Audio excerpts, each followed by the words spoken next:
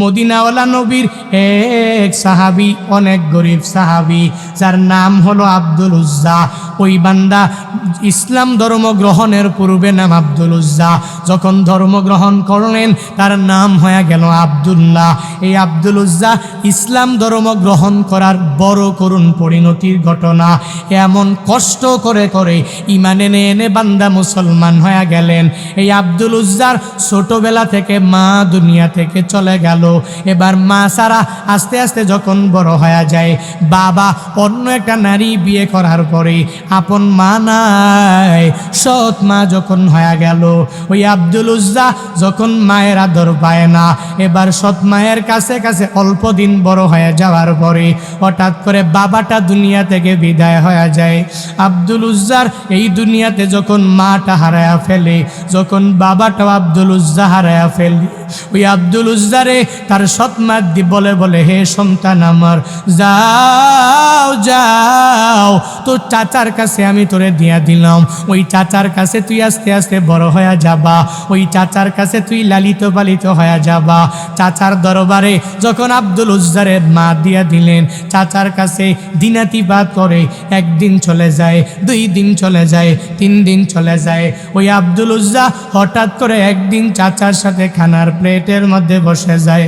ওই চাচারে জিগায়, চাচা আমার এই খানা তো আমার ভেতর দিয়া মুখ দিয়া যায় না। যখন এই কথা বলে আমি খাচ্ছি, তুই কেন খাও না? এবার চাচা এই কথা বলার পরে ভাতিজা জানায়া দেয়, হঠাৎ করে ওই মদিনার মধ্যে একটা মানুষ, যেই মানুষটা কালিমার দাওয়াত সবার কাছে দিয়া দেয়, ওই মানুষের প্রেম আমার অন্তরের মধ্যে চলে আসলো। ও চাচা, ওই মানুষটা কেমন? ওই মানুষের ব্যাপারে আপনি একটু আমাকে জানায়া দেন।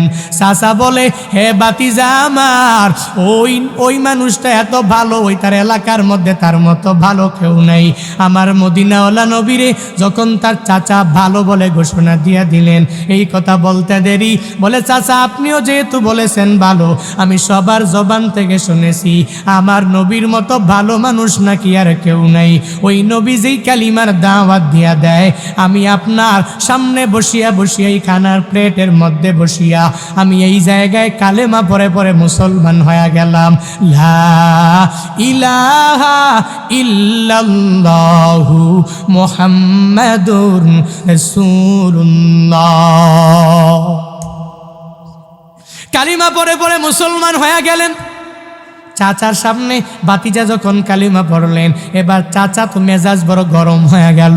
বলে, এখন থেকে তোর ধর্ম আলাদা, আমার ধর্ম হলো আলাদা, তোর ইবাদত আলাদা, আমার পূজা হবে আলাদা, এখন থেকে তোর সব কিছু ভিন্ন ভিন্ন হয়ে যাবে, আর আমারও হয়ে যাবে সব ভিন্ন ভিন্ন। তোর মা দুনিয়াতে নাই, তোর বাবাটাও দুনিয়ার মধ্যে বেঁচে নাই। হে ভাতিজা, এখন তো সব তুই আমারে দেওয়া লাগবে। এক এক এক করে তার সব কিছু চিনাইয়া নেওয়ার জন্য যখন ভাতিজার কাছে বলতে লাগলেন, ভাতিজাও ইমানের বলে বলিয়ান হইয়া এক এক করে সব দিয়া দিলেন। আর চাচারে বলে, চাচা আমি আমার ইমান আনতে গিয়া সব আপনারে দিতে রাজি হয়ে যাব, আর আপনারে সব দিয়া দিলাম, সব আপনি এক এক করে বুঝিয়া লইয়া লন। ওই চাচার কাছে যখন সব দিয়া দেয়, লাশ পর্যায়ে যাইয়া যখন একটা লুঙ্গি বাকি আছে আর কিছুই নাই, ওই চাচা তখন ভাতিজারে বলে, হে ভাতিজা আমার, তুই যে পরনের মধ্যে লুঙ্গি পরেছো, এই লুঙ্গিটাও তুই আমারে দিয়ে দেওয়া লাগবে। এই লুঙ্গি নিয়েও তুই কোথাও যেতে পারবি না, কারণ এই লুঙ্গিটাও আমি চাচার টাকা দিয়াই কেনা। এই লুঙ্গিটা আমার দাও, এই লুঙ্গিটা আমাকে দিয়ার পরে তুই যেতায় মন চায় সেতায় চলে যাও। ওই ভাতিজা 18 বছর বয়সের যুবকটা মাটির নিচে তাকাইয়া আল্লাহর দরবারে চোখের পানি ফালায়া বলে, ও দয়ার মালিক, আমার চাচা আমার সব নিয়া চলে গেল, আমি আফসোস করি নাই, এখন যে আমার লুঙ্গিটা দেওয়ার জন্য তো আমার কাছে আবদার করে। ও আল্লাহ, আমি যুবক, আমার যদি লুঙ্গিটাও নিয়া চলে যায়, তাহলে লজ্জাস্থানের হেফাজত করে আমি চলতে পারলাম না, এই লজ্জাস্থান ঢাকিয়া ঢাকিয়া আমি চলতে পারলাম না। ওই ভাতিজা মাটির দিকে তাকায় যায়। চোখের পানি ফালাইয়া যখন আল্লাহর দরবারে কান্না করে, ওদিকে ওই চাচা তো আর সহ্য হয় না। ওই চাচা বলে, বাতিজারি ইমানটা ছাড়ো, যদি ইমানটা যদি না ছাড়ো তাহলে আমার লুঙ্গি দাও, আর যদি লুঙ্গি দিতে না পারো তাহলে তুই ইমানটারে সারিয়া দাও। বলে, না না, আমার লুঙ্গি যদিও খুলিয়া আপনারে দেওয়ার পরে যদিও আমি উলঙ্গ হয়ে যাই, তবুও আমার লুঙ্গি আপনার হাতে আমি দিয়া দিব, আমার ইমান আমার অন্তর থেকে সরাইতে পারবো না। হে কুকসা এলাকার যুবকেরা, মনোযোগ দিয়ে শুনো। ইমান আনার পরে তোমার কষ্ট করা লাগে নাই, নিজের মায়েরাও হারাইতে হয় নাই, নিজের বাবারেও বান্দা হারাইতে হয় নাই। ইমান আনার পরে একটা টাকাও তো ইমানের পথে খরচ করা লাগে নাই, ইসলামের পথে খরচ করা লাগে নাই, একটা ফোঁটা রক্ত তোর জমিনের মধ্যে ঢালা লাগে নাই, তোর লজ্জাস্থানের লুঙ্গিটাও হারাইয়া হারাইয়া যায় নাই। হে যুবকেরা, দেখ ইমান আনতে গিয়া কি পরিমাণ সব ফেললো। এবার যখন তার লুঙ্গিটাও দিয়ে দেওয়া লাগবে, লুঙ্গিটাতে সে খুলিয়া পরনের লুঙ্গিটা চাচার কাছে দিয়া দৌড়াইয়া সৎ মায়ের বাড়ির সামনে হাজির হয়ে যায়। সৎ মায়ের বাসার সামনে যাইয়া ওই মাকে মায়া বরণিয়া মায়েরে যখন ডাক দেয়, একবার যখন মায়েরে ডাক দেয়, দুইবার যখন মায়েরে ডাক দেয়, তিনবার যখন মারে মা বলে ডাক দিয়া দেয়, ওই মা দৌড়াইয়া আইসা দরওয়াজাটা খুলিয়া দেখি সন্তান উলঙ্গ, ওই সন্তানের পরনের মধ্যে কোনো কিছু নাই। মা দুইটা চোখের মধ্যে হাতটাকে ধরিয়া ধরিয়া এবার মা বলে, হে সন্তান আমার, তোর এই অবস্থা কে করলো, কেমন কি জন্য হয়ে গেল, কে তোরে এমন করলো? আব্দুল উজ্জা জানায়া দেয়, ও মা গো, এই দুনিয়াতে আমার মা দুনিয়ায় বেঁচে নাই, আমার বাবা বেঁচে নাই, আপনি আমার এখন মা। ও মা, চাচার ঘরে আমি জন্মগ্রহণ করার পরে, আমি বড় হওয়ার পরে যখন আমি দিনাতিপাত করতেছিলাম চাচার ঘরে, লালিত পালিত হয়েছিলাম আমি চাচার ঘরে, কিন্তু এই চাচার সামনে বসিয়া যখন আমি কালিমা পড়ে পড়ে মুসলমান হয়ে গেলাম, তখন চাচা আমার সব কিছু নিয়ে নিয়ে চলে গেল, এমনকি আমার পরনের লুঙ্গিটাও খুলিয়া নিয়ে চলে গেল।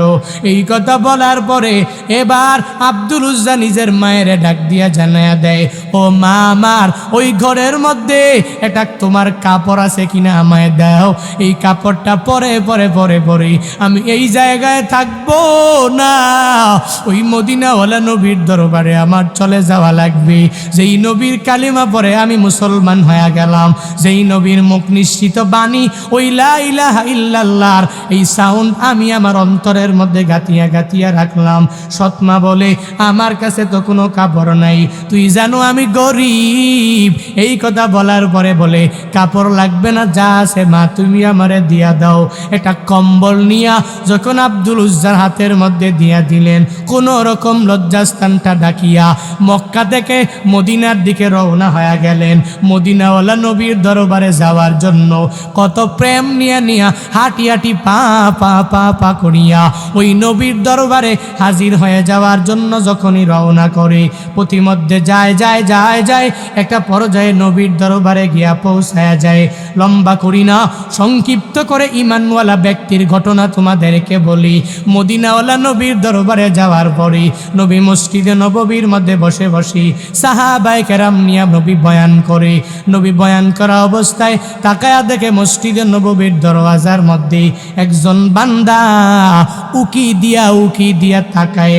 মদিনাওয়ালা নবী তার চেহারার দিকে তাকায়া দেখে তার চুলগুলো উস্কো খুস্কো, তার পুরা দেহটা কেমন যেন চিকন চিকন মনে হয়, আর তার চোখের নিচে কালো দাগ পড়ে গিয়েছে, মনে হয় একটা পাগলের মতো মনে হয়। এই কথা এই কার্যকলাপ নবী তার চেহারার দিকে তাকাইয়া দেখিয়া নবী বসা থেকে দাঁড়াইয়া যায়, দৌড়াইয়া দৌড়াইয়া তার সামনে গিয়া নবী হাজির হয়ে যায়। আর যায়া বলে, হে যুবক, তুমি কে, কি তোমার পরিচয়, তুমি একটু জানাইয়া দাও না। ও আব্দুল উজ্জা মদিনাওয়ালা নবীরে দেখতে পাইয়াই জানায়া দেয়, ও নবী গো, আপনার এই সুন্দর চেহারা মুবারক দেখার জন্য আমি কালিমা পরে পরে, আমার মা নাই, আমার বাবা দুনিয়াতে কেউ নাই, ওই চাচার সামনে খানার প্লেটের মধ্যে আমি বসিয়া আমি কালিমা পরে মুসলমান হয়ে যাওয়ার কারণে আমার দুনিয়ার সব সম্পত্তি হারায়া ফেলল। ও নবী গো আমার, এজন্য আমার চাচা আমারে কোনো কিছু আনতে দেয় নাই। আমার কম্বল, একটা সেরা কম্বল আমার মায়ের কাছ থেকে আমি নিয়ে চলে আসলাম। আমি আপনার এত দূর থেকে আপনার মোলাকাতে হাজির হয়ে গেলাম, ওই আল্লাহর জন্য আমি আমার দুনিয়ার সব কিছু হারাইয়া ফেললাম। মদিনাওয়ালা নবী তার জবান থেকে এত কিছু শোনার পরে নবী জানায়া দেয়, এরে আব্দুল উজ্জা, এতদিন পর্যন্ত তোর নাম ছিল আব্দুল উজ্জা, এখন থেকে তুই তো দুনিয়ার কোনো মানুষের বান্দা না, দুনিয়ার কোনো মূর্তিও তোরে বানায় নাই, যেহেতু লা ইলাহা ইল্লাল্লাহর সাউন্ড তুই দিয়া দিলা, আজকে থেকে তোর নাম আব্দুল উজ্জা হবে না, হবে না, হবে না, আজকে থেকে তোর নাম হবে আব্দুল্লাহ। এটাই আমি নবীর ঘোষণা। ওই নবী ঘোষণা দিয়া দিলেন, যাও হে আব্দুল উজ্জা, আজকে থেকে তোমার নাম আব্দুল উজ্জা হবে না, আজকে থেকে তোমার নাম হয়ে যাবে আব্দুল্লাহ। তার নামটা যখন আব্দুল্লাহ নবী দিয়া দিলেন, এবার আব্দুল্লাহকে সাহাবায়ে কেরামের কাছ থেকে কারো কারো কাছ থেকে কাপড়ের ব্যবস্থা করলেন, কারো কারো কাছ থেকে চাদরের ব্যবস্থা করলেন, কারো কাছ থেকে বিছানার ব্যবস্থা করে নবী আসহাবে সুফফার মাঝি একজন তাকে অন্তর্ভুক্ত বানায়া দিলেন। নবী এক এক করে দিয়া আসহাবে সুফফায় জায়গা করে দিলেন। এবার ওই আব্দুল্লাহ ঈমান আনার পরে, ইসলাম ধর্ম গ্রহণের পরে আল্লাহর কোরআনটা তো ঠিক মতো পড়তে পারে নাই। এবার সে কোরআনটা ধরে আর মসজিদে নববীর মধ্যে সারাদিন সারা রাত জুড়ে জুড়ে জুড়ে জুড়ে কোরআন তিলাওয়াত করে। এত জোরের কোরআন তিলাওয়াতের শব্দ শুনিয়া আশেপাশের সাহাবায়ে কেরাম ঠিক মতো ঘুমাইতে পারে না।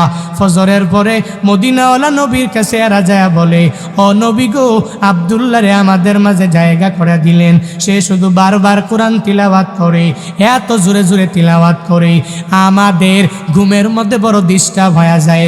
যখন এই কথা বলে মদিনাওয়ালা নবী সাহাবায়ে কেরামরে জানায়া দেয়, হে সাহাবায়ে কেরাম, আব্দুল্লাহরে বাধা দিও না, দিও না, দিও না, কারণ এই কোরআনটা যে সে এখন পড়তে পারে, স্বাধীনভাবে যে পড়তে পারতেছে, তার এই ব্যাকগ্রাউন্ডে দুঃখ কষ্টের কোনো অভাব নাই, সে তো কষ্ট কম করে নাই। এই দুনিয়াতে তার মা নাই, বাবা নাই, কেউ নাই, তার আত্মীয় স্বজন দুনিয়াতে কেউ নাই, তারে তোমরা বাধা দিও না। আল্লাহর কোরআনের জন্য, আল্লাহর জন্য আমি নবীর প্রেম অন্তরের মধ্যে লইয়া সেই বান্দাটা এত বড় স্যাক্রিফাইস করতে পেরেছে, তাকে বাধা দিয়া অ্যাভয়েড করে ইগনোর করে তাড়াইয়া দেওয়া যাবে না। সে কোরআন পড়বে, কোরআন দ্বারা নিজের জিন্দেগিটা গঠন করবে, জোরে জোরে পড়বে, আমি নবীও তারে বাধা দিব না। তোমরা সাহাবীরাও আব্দুল্লাহরে কোরআন পড়ার ক্ষেত্রে বাধা দিও না। জালিকাল কিতাবু লা রাইবা ফীহি হুদাল লিল মুত্তাকিন।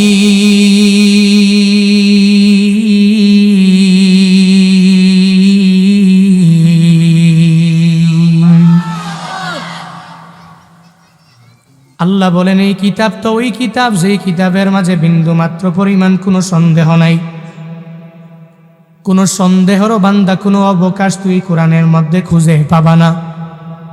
আল্লাহর কোরআনের মাঝে বিন্দু মাত্র পরিমাণ কোনো সন্দেহ নাই। আল্লাহই ঘোষণা দিয়া দিলেন, দুনিয়ার কোনো বান্দা, দুনিয়ার কোনো লেখক এই কোরআনটা লিখে নাই, বানায় নাই।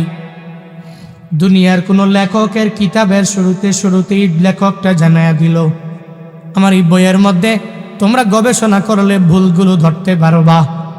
কারো জন্য এটা মুনাসিব হয়ে যাবে, কারো জন্য মুনাসিব হবে না, কিন্তু আমি আল্লাহ এমন একটা কোরআন তোমাদেরকে দিয়ে দিলাম, এই কোরআনটা তোমাদের উপর দীর্ঘ 23 বছর লাগাইয়া নাজমান নাজমান নাজমানে এক এক এক এক করে করে ভাগ ভাগ করে করে আয়াত আয়াত করে করে এই কোরআনটা আমি আল্লাহ তোদের জন্য দিয়ে দিলাম।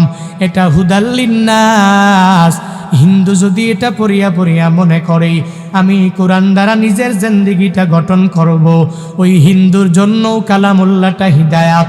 কোনো খ্রিস্টান যদি মনে করে এই কোরআনটা পড়িয়া পড়িয়া এই কোরআন থেকে শিক্ষা অর্জন করিয়া কোরআন থেকে রিসার্চ করে নিজের জিন্দেগিটা চালাবো, ওই খ্রিস্টানটার কপালেও হিদায়াত নামক দৌলত জুটে যাবে।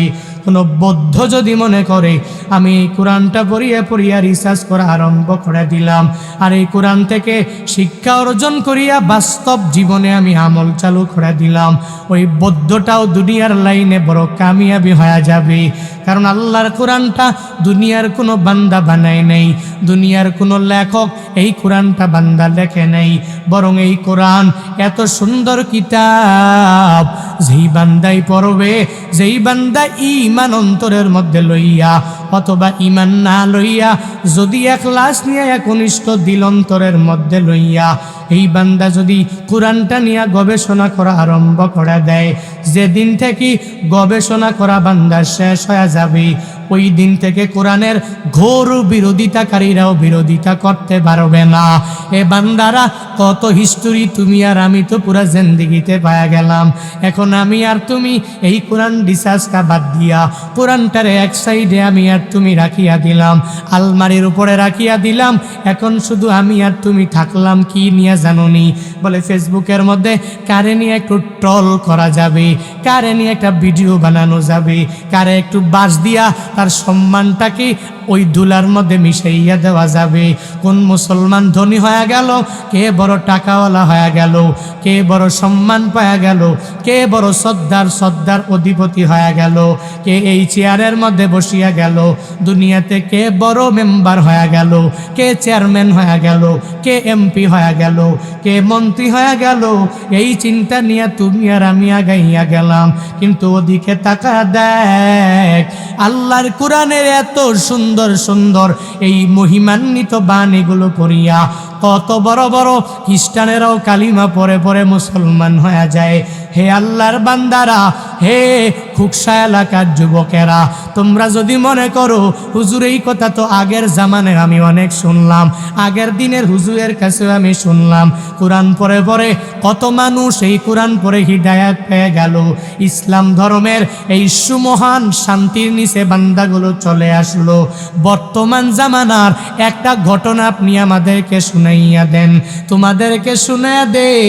এই যে কয়েকদিন আগে, বেশি দিন তো হয় নাই, আমেরিকার এক খ্রিস্টান পাদ্রী যার নাম হলো হিলারিয়ন হিগে, আল্লাহর এই কোরআনটা খ্রিস্টানদের বড় বড় লিডারেরা তার হাতের মধ্যে দিয়া দিল, আর বলল এই কোরআনটাকে রিসার্চ করে ভুল বের করা লাগবে। সে হিলারিয়ন হিগে আল্লাহর কোরআনটা লইয়া এই কোরআনের ভুল ধরার জন্য কি পরিমাণ পাগল পারা হইয়া রিসার্চ করা শুরু করে দিল, এক এক করে কোরআনের রিসার্চ করা আরম্ভ করে দিল। কিন্তু তাকায়া দেখ, আল্লাহর এই কোরআনটা পরে পরে পরে পরে গবেষণা করে এই কোরআনের রিসার্চ করার পরে ফলাফল কি হয়ে গেল জাননি? সে আল্লাহর কোরআনটা রিসার্চ করে করে কোরআনের ভুল ধরতে পারে নাই, বরং কালেমা পরে পরে হিলারিয়ন হিগে মুসলমান হয়ে গেল। আল্লাহর এই কোরআন পরে পরে পরে পরে পরে আল্লাহর এই বান্দা কালেমা পরে যখন মুসলমান হয়ে যায়, আমেরিকান বড় বড় বড় বড় নেতারা তারা হতাশার মধ্যে পড়ে গেল। কেমনে কি?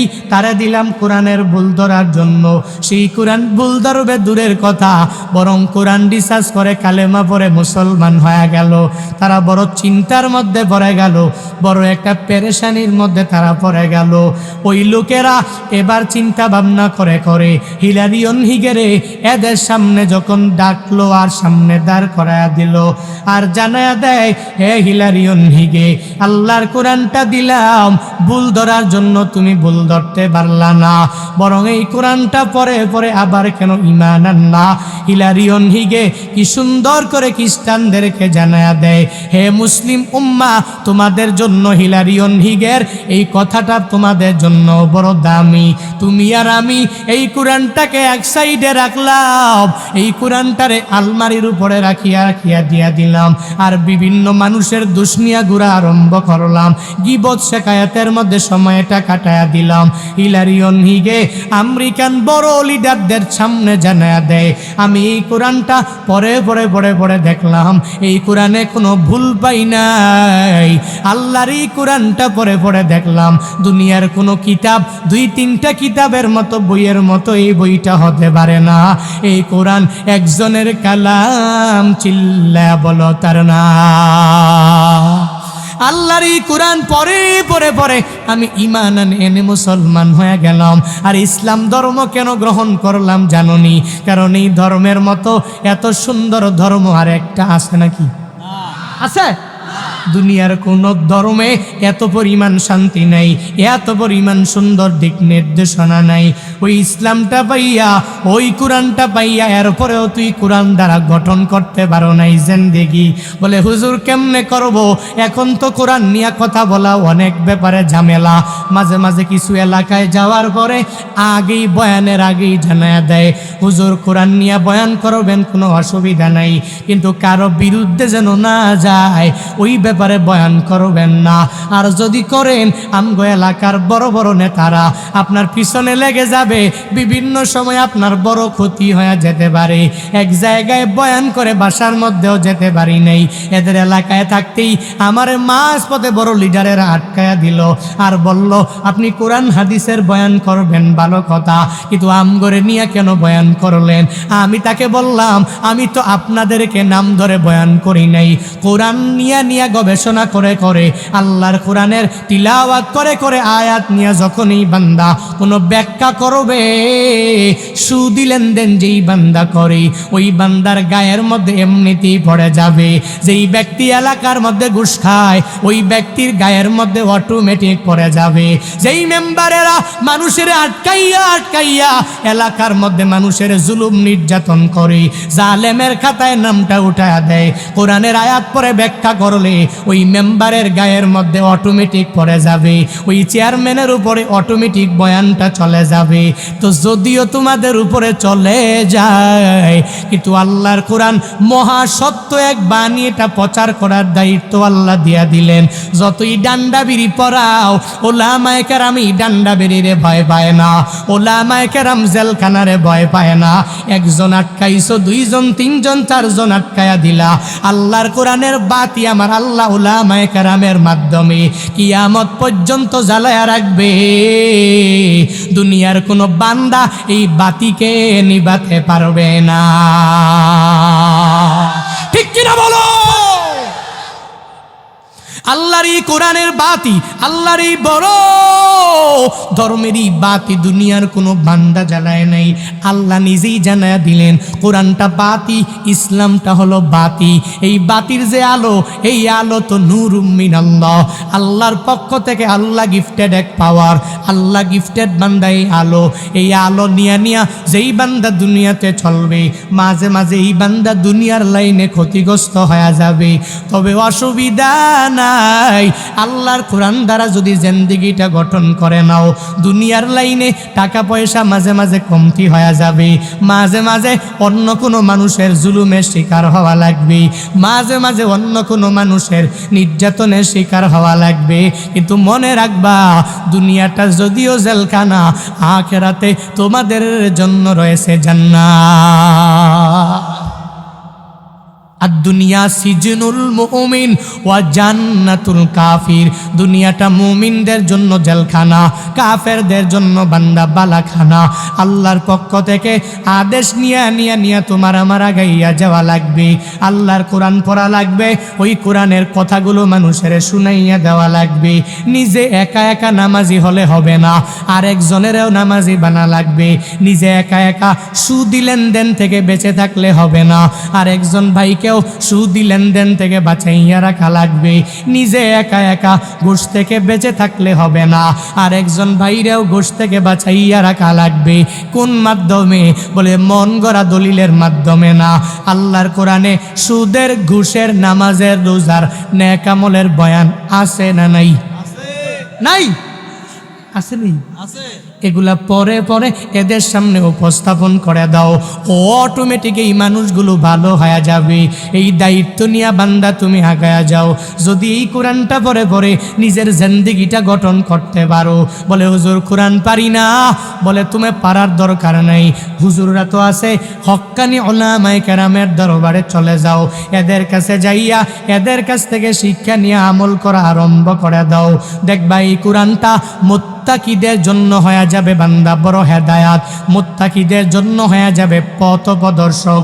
কি পরিমাণ পথ প্রদর্শক হবে এবার মুত্তাকিদের জন্য কোরআন হেদায়াত। কোন কোন মুত্তাকি বান্দার জন্য ওই গুণগুলো জানার দরকার আছে না নাই? নাই, দরকার নাই। কোরআনটা পরে পরে হিদায়াত পাবে কারা? এই গুণগুলো, এই গুণে আমার আপনার গুণান্বিত হওয়া লাগবে। এবার এই গুণগুলোর মধ্যে সর্বপ্রথম যেই গুণ, ওই গুণের নাম হলো ঈমান। কি? আহা বলে না কি? এটা কার ঘোষণা, আমার না আল্লাহর? আল্লাযীনা ইউমিনুনা বিল গায়ব ওয়া ইউকিমুনাস সালাহ ওয়া মিম্মা রাযাকনাহুম ইউনফিকুন।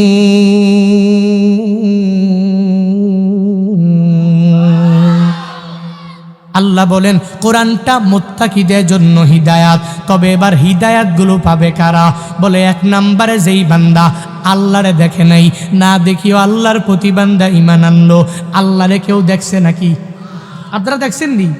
আল্লাহরে দেখেন নাই, এরপরেও আল্লাহ আছে না নাই?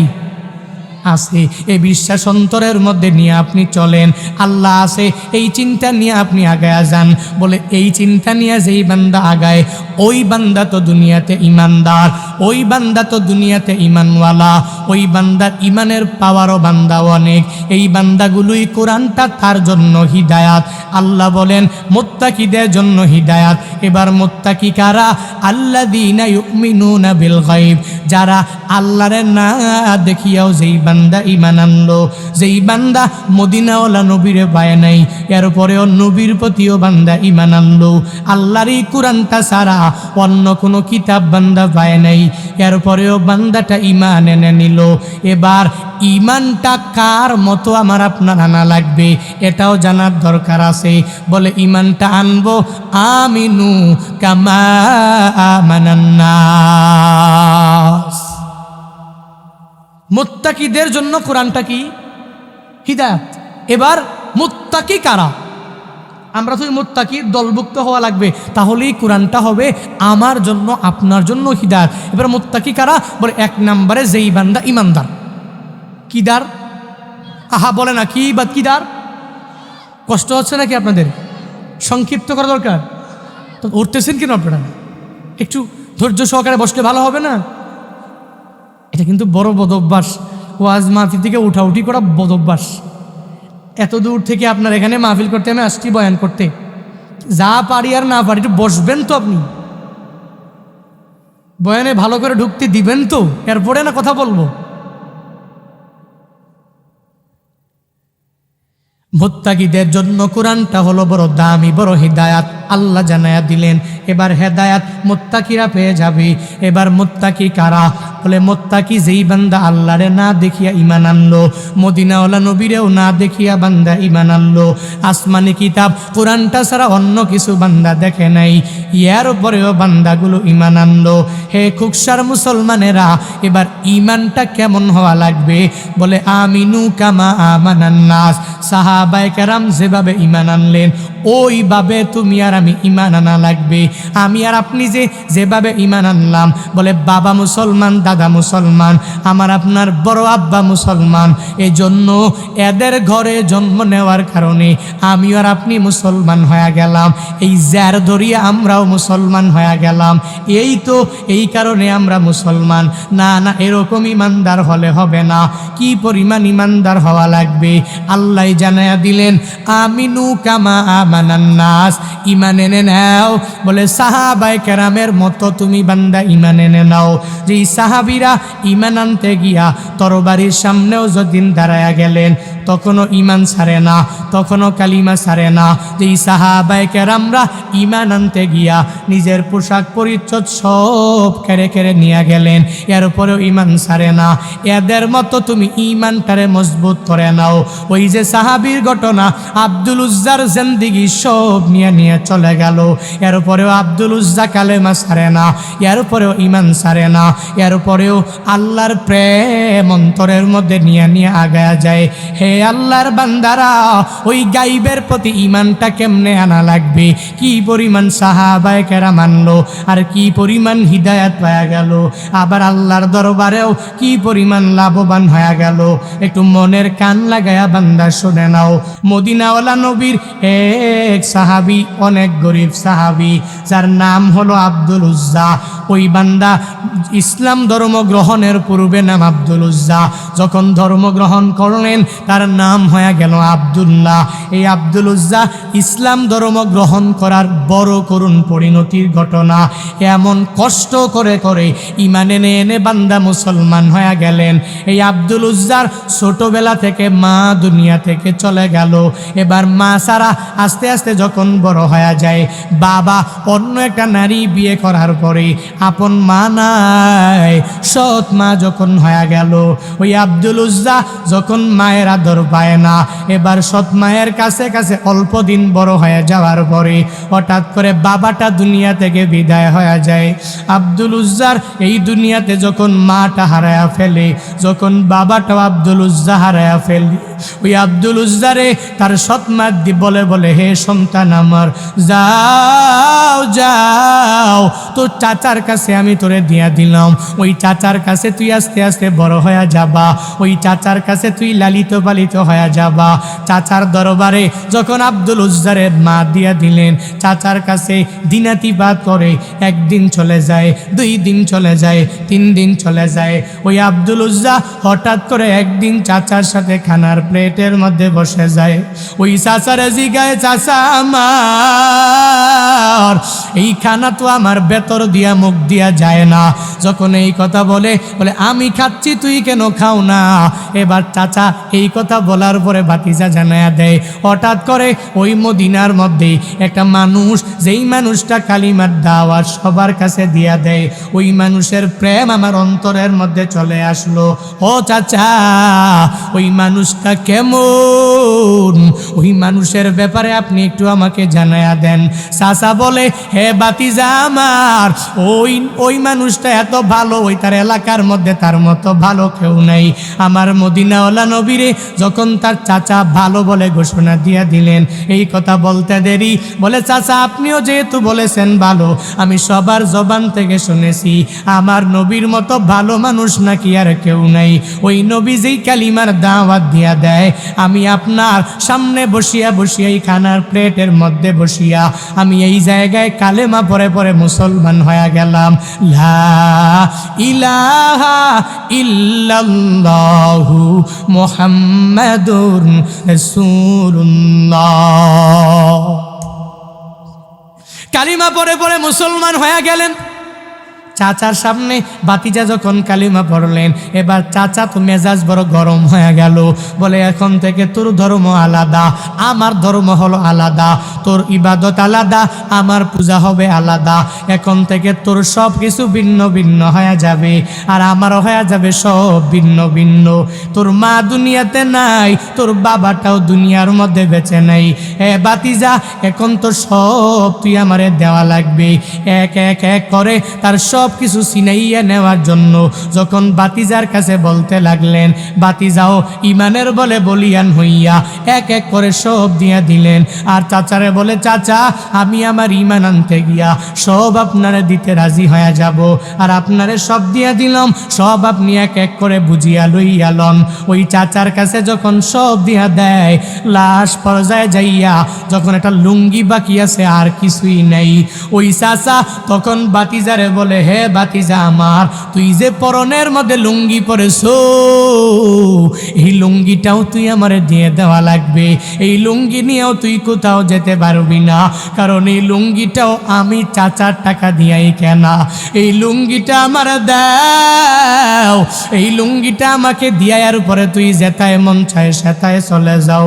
ওই ভাতিজা 18 বছর বয়সের যুবকটা মাটির নিচে তাকাইয়া আল্লাহর দরবারে চোখের পানি ফালায়া বলে, ও দয়ার মালিক, আমার চাচা আমার সব নিয়ে চলে গেল, আমি আফসোস করি নাই, এখন যে আমার লুঙ্গিটা দেওয়ার জন্য তো আমার কাছে আবদার করে। ও আল্লাহ, আমি যুবক, আমার যদি লুঙ্গিটাও নিয়ে চলে যায়, তাহলে লজ্জাস্থানের হেফাজত করে আমি চলতে পারলাম না, এই লজ্জাস্থান ঢাকিয়া আমি চলতে পারলাম না। ওই ভাতিজা মাটির দিকে তাকায়, চোখের পানি ফালাইয়া যখন আল্লাহর দরবারে কান্না করে, ওদিকে ওই চাচা তো আর সহ্য হয় না। ওই চাচা বলে, ভাতিজারে ইমানটা ছাড়ো, যদি ইমানটা যদি না ছাড়ো তাহলে আমার লুঙ্গি দাও, আর যদি লুঙ্গি দিতে না পারো তাহলে তুই ইমানটারে সারিয়া দাও। বলে, না না, আমার লুঙ্গি যদিও খুলিয়া আপনারে দেওয়ার পরে যদিও আমি উলঙ্গ হয়ে যাই, তবু আমার লুঙ্গি আপনার হাতে আমি দিয়া দিব, আমার ইমান আমার অন্তর থেকে সরাইতে পারবো না। হে কুকসা এলাকার যুবকেরা, মনোযোগ দিয়ে শুনো, ইমান আনার পরে তোমার কষ্ট করা লাগে নাই, নিজের মায়েরাও হারাইতে হয় নাই, নিজের বাবারেও বান্দা হারাইতে হয় নাই। ইমান আনার পরে একটা টাকাও তো ইমানের পথে খরচ করা লাগে নাই, ইসলামের পথে খরচ করা লাগে নাই, একটা ফোঁটা রক্ত তোর জমিনের মধ্যে ঢালা লাগে নাই, তোর লজ্জাস্থানের লুঙ্গিটাও হারাইয়া যায় নাই। হে যুবকেরা, দেখ ইমান আনতে গিয়া কি পরিমাণ সব হারায় ফেললো। এবার যখন তার লুঙ্গিটাও দিয়ে দেওয়া লাগবে, লুঙ্গিটাতে সে খুলিয়া পরনের লুঙ্গিটা চাচার কাছে দিয়া দৌড়াইয়া সৎ মায়ের বাড়ির সামনে হাজির হয়ে যায়। সৎ মায়ের বাসার সামনে যাইয়া ওই মাকে মায়া বরনিয়া মায়েরে যখন ডাক দেয়, একবার যখন মায়েরে ডাক দেয়, দুইবার যখন মায়েরে ডাক দেয়, তিনবার যখন মারে মা বলে ডাক দিয়া দেয়, ওই মা দৌড়াইয়া আইসা দরওয়াজাটা খুলিয়া দেখি সন্তান উলঙ্গ, ওই সন্তানের পরনের মধ্যে কোনো কিছু নাই। মা দুইটা চোখের মধ্যে হাতটাকে ধরিয়া এবার মা বলে, হে সন্তান আমার, তোর অবস্থা কে করলো, কেমন কি জন্য হয়ে গেল, কে তোরে এমন করলো? আব্দুল উজ্জা জানায়া দেয়, ও মা গো, এই দুনিয়াতে আমার মা দুনিয়ায় বেঁচে নাই, আমার বাবা বেঁচে নাই, আপনি আমার এখন মা। ও মা, চাচার ঘরে আমি জন্মগ্রহণ করার পরে, আমি বড় হওয়ার পরে, যখন আমি দিনাতিপাত করতেছিলাম চাচার ঘরে, লালিত পালিত হয়েছিলাম আমি চাচার ঘরে, কিন্তু এই চাচার সামনে বসিয়া যখন আমি কালিমা পরে মুসলমান হয়ে গেলাম, তখন চাচা আমার সব কিছু নিয়ে চলে গেল, এমনকি আমার পরনের লুঙ্গিটাও খুলিয়া নিয়ে চলে গেল। এই কথা বলার পরে এবার আব্দুল উজ্জা নিজের মায়ের ডাক দিয়া জানায়া দেয়, ও মা আমার, ওই ঘরের মধ্যে এটা তোমার কাপড় আছে কিনা আমায় দাও, এই কাপড়টা পরে আমি এই জায়গায় থাকবো না, ওই মদিনাওয়ালা নবীর দরবারে আমার চলে যাওয়া লাগবে, যেই নবীর কালিমা পরে আমি মুসলমান হয়ে গেলাম, যেই নবীর মুখ নিশ্চিত বাণী ওই লা ইলাহা ইল্লাল্লাহর এই সাউন্ড আমি আমার অন্তরের মধ্যে গাতিয়া রাখলাম। সৎমা বলে, আমার কাছে তো কোনো কাপড় নাই, তুই জানো আমি গরিব। এই কথা বলার পরে বলে, কাপড় লাগবে না, যা আছে মা তুমি আমারে দিয়া দাও। এটা কম্বল নিয়া যখন আব্দুল উজ্জার হাতের মধ্যে দিয়া দিলেন, কোন রকম লজ্জাস্থানটা ডাকিয়া মক্কা থেকে মদিনার দিকে রওনা হয়ে গেলেন, মদিনাওয়ালা নবীর দরবারে যাওয়ার জন্য। কত প্রেম নিয়া হাঁটি পা করিয়া ওই নবীর দরবারে হাজির হয়ে যাওয়ার জন্য যখনই রওনা করে, প্রতিমধ্যে যায় একটা পর্যায়ে নবীর দরবারে গিয়া পৌঁছায়া যায়। লম্বা করি না, সংক্ষিপ্ত করে ঈমানওয়ালা ব্যক্তির ঘটনা তোমাদেরকে বলি। মদিনাওয়ালা নবীর দরবারে যাওয়ার পরে নবী মসজিদে নববীর মধ্যে বসে বসে সাহাবায়ে কেরাম নিয়ে নবী বয়ান করে। নবী বয়ান করা অবস্থায় তাকায়া দেখে মসজিদে নববীর দরওয়াজার মধ্যে একজন বান্দা উকি দিয়া তাকায়। মদিনাওয়ালা নবী তার চেহারার দিকে তাকায়া দেখে তার চুলগুলো উস্কো খুস্কো, তার পুরা দেহটা কেমন যেন চিকন চিকন মনে হয়, আর তার চোখের নিচে কালো দাগ পড়ে গিয়েছে, মনে হয় একটা পাগলের মতো মনে হয়। এই কথা এই কার্যকলাপ নবী তার চেহারার দিকে তাকাইয়া দেখিয়া নবী বসা থেকে দাঁড়াইয়া যায়, দৌড়াইয়া তার সামনে গিয়া নবী হাজির হয়ে যায়। আর যায়া বলে, হে যুবক, তুমি কে, কি তোমার পরিচয়, তুমি একটু জানাইয়া দাও না। ও আব্দুল উজ্জা মদিনাওয়ালা নবীরে দেখতে পাইয়াই জানাইয়া দেয়, ও নবী গো, আপনার এই সুন্দর চেহারা মুবারক দেখার জন্য আমি কালিমা পরে আমার মা নাই, আমার বাবা দুনিয়াতে কেউ নাই, ওই চাচার সামনে খানার প্লেটের মধ্যে আমি বসিয়া আমি কালিমা পরে মুসলমান হয়ে যাওয়ার কারণে আমার দুনিয়ার সব সম্পত্তি হারায়া ফেলল। ও নবী গো আমার, এজন্য আমার চাচা আমারে কোনো কিছু আনতে দেয় নাই, আমার কম্বল একটা সেরা কম্বল আমার মায়ের কাছ থেকে আমি নিয়ে চলে আসলাম। আমি আপনার এত দূর থেকে আপনার মোলাকাতে হাজির হয়ে গেলাম, ওই আল্লাহর জন্য আমি আমার দুনিয়ার সব কিছু হারাইয়া ফেললাম। মদিনাওয়ালা নবী তার জবান থেকে এত কিছু শোনার পরে নবী জানায়া দেয়, এরে আব্দুল উজ্জা, এতদিন পর্যন্ত তোর নাম ছিল আব্দুল উজ্জা, এখন থেকে তুই তো দুনিয়ার কোনো মানুষের বান্দা না, দুনিয়ার কোনো মূর্তিও তোরে বানায় নাই, যেহেতু লা ইলাহা ইল্লাল্লাহর সাউন্ড তুই দিয়া দিলা, আজকে থেকে তোর নাম আব্দুল উজ্জা হবে না, আজকে থেকে তোর নাম হবে আব্দুল্লাহ। এটাই আমি নবীর ঘোষণা। ওই নবী ঘোষণা দিয়া দিলেন, যাও হে আব্দুল উজ্জা, আজকে থেকে তোমার নাম আব্দুল উজ্জা হবে না, আজকে থেকে তোমার নাম হয়ে যাবে আব্দুল্লাহ। তার নামটা যখন আব্দুল্লাহ নবী দিয়া দিলেন, এবার আব্দুল্লাহকে সাহাবায়ে কেরামের কাছ থেকে কারো কাছ থেকে কাপড়ের ব্যবস্থা করলেন, কারো কাছ থেকে চাদরের ব্যবস্থা করলেন, কারো কাছ থেকে বিছানার ব্যবস্থা করে নবী আসহাবে সুফফার মাঝি একজন তাকে অন্তর্ভুক্ত বানায়া দিলেন। নবী এক এক করে দিয়া আসহাবে সুফফায় জায়গা করে দিলেন। এবার ওই আব্দুল্লাহ ঈমান আনার পরে, ইসলাম ধর্ম গ্রহণের পরে আল্লাহর কোরআনটা তো ঠিক মতো পড়তে পারে নাই, এবার সে কোরআনটা ধরে আর মসজিদে নববীর মধ্যে সারাদিন সারা রাত জুড়ে কোরআন তিলাওয়াত করে। এত জোরের কোরআন তিলাওয়াতের শব্দ শুনিয়া আশেপাশের সাহাবায়ে কেরাম ঠিক মতো ঘুমাইতে পারে না। ফজরের পরে মদিনাওয়ালা নবীর কাছে এরা যায় বলে, ও নবী গো, আব্দুল্লাহ রে আমাদের মাঝে জায়গা করে দিলেন, সে শুধু বারবার কোরআন তিলাওয়াত করে, এত জোরে তিলাওয়াত করে আমাদের ঘুমের মধ্যে বড় ডিস্টার্ব হয়ে যায়। যখন এই কথা বলে মদিনাওয়ালা নবী সাহাবায়ে কেরাম রে জানায়া দেয়, হে সাহাবায়ে কেরাম, আব্দুল্লাহ রে বাধা দিও না, কারণ এই কোরআনটা যে সে এখন পড়তে পারে, স্বাধীনভাবে যে পড়তে পারতেছে, তার এই ব্যাকগ্রাউন্ডে দুঃখ কষ্টের কোনো অভাব নাই, সে তো কষ্ট কম করে নাই। এই দুনিয়াতে তার মা নাই, বাবা নাই, কেউ নাই, তার আত্মীয় স্বজন দুনিয়াতে কেউ নাই, তারে তোমরা বাধা দিও না।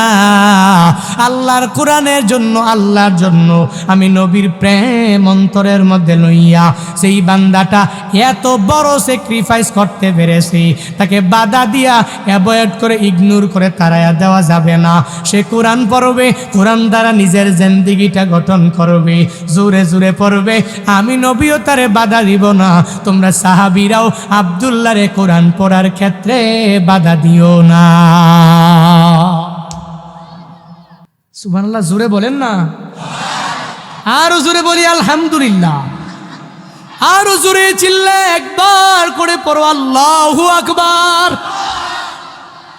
সাহাবীদের ঈমান আর আমার ঈমান সমান নাকি? বলেন সমান।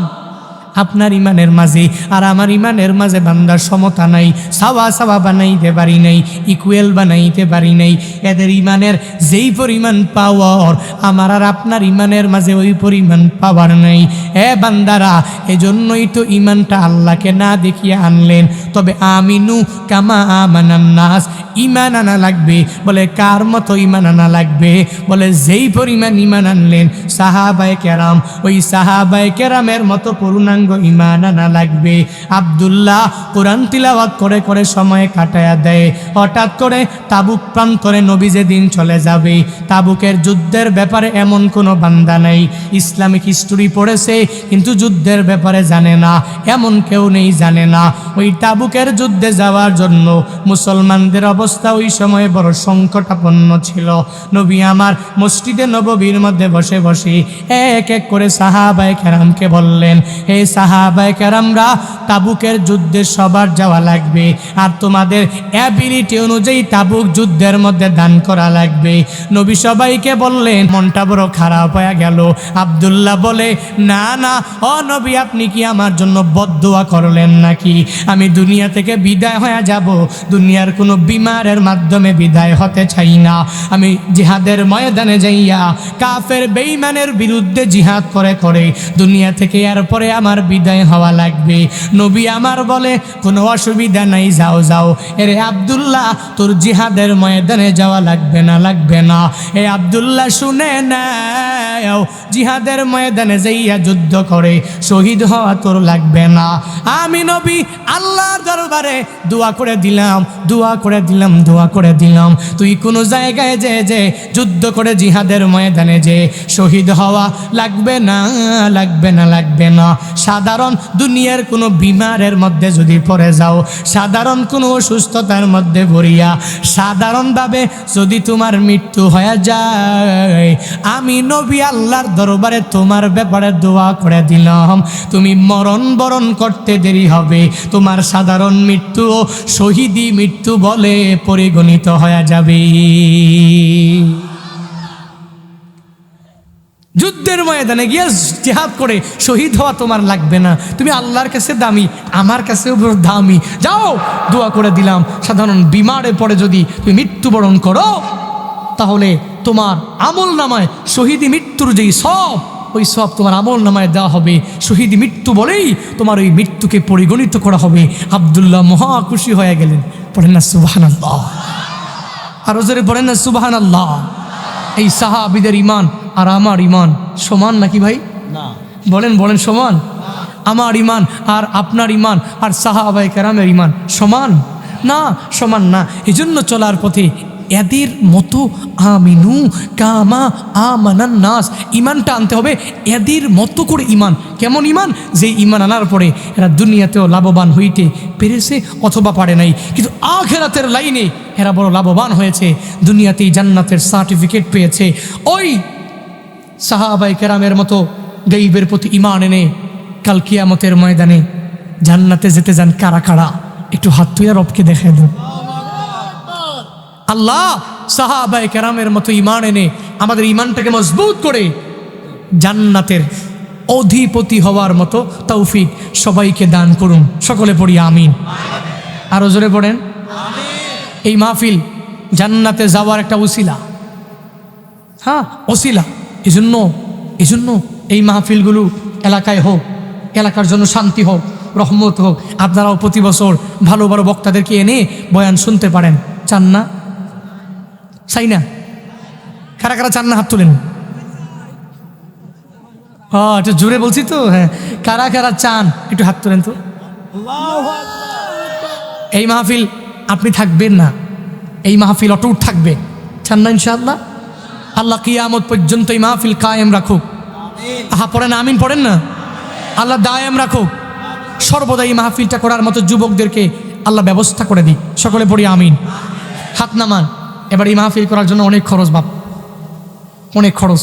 আমি কোথাও গেলে চাই না যুবকদের চেহারার দিকে তাকিয়ে আপনাদের কাছে আবদার করব, আমি জোর করব না, জোর করব না। আপনাদের অ্যাবিলিটি অনুসারে যদি মনে করেন হুজুর ইমানটাকে মজবুত করব, আব্বা নাই অথবা আম্মা নাই, এদের কবরগুলো জান্নাতের বাগান হবে, আপনি মুসাফির মুসাফির হাতে দিলাম, একেবারে এখলাস নিয়ে, একনিষ্ঠতা নিয়ে। যে যা পড়েন, আমি বলি না, আপনাকে চাপ দিই না, যেটা দিতেই হবে। যে যা পড়েন। মদিনাওয়ালা নবীর সাহাবীর ঘটনা শুনলেন, ঈমান আনার পরে সব বিলীন করে দিলেন। তো আমি আর আপনি তো কিছুই বিলীন করিনি। 500 টাকা, 1000 টাকা, 1500 টাকা, 2000 টাকা, একটু কি আল্লাহর দরবারে, আল্লাহর রাস্তায় একটু খরচ করে আল্লাহকে খুশি করতে পারবো না?